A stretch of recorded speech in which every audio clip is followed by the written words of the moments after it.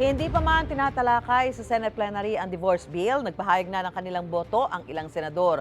Base sa survey na ginawa ni Senate President Pro Tempore Jinggoy Estrada, 6 na senador ang pabor sa divorce.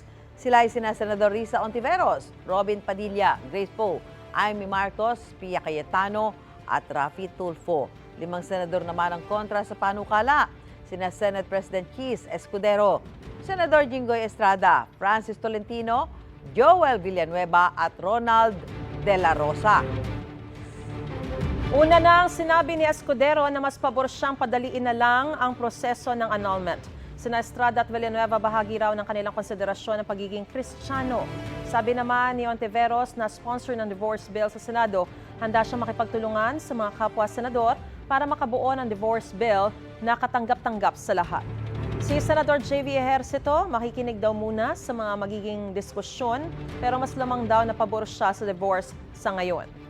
Sina Senador Sonny Angara at Bong Revilla, wala pang desisyon dahil pag-aaralan muna raw ang panukala.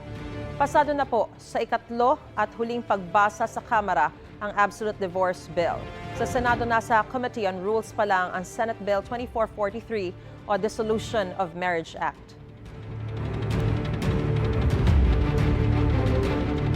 Mga kapuso, para una ka sa mga balita, mag-subscribe sa GMA Integrated News sa YouTube.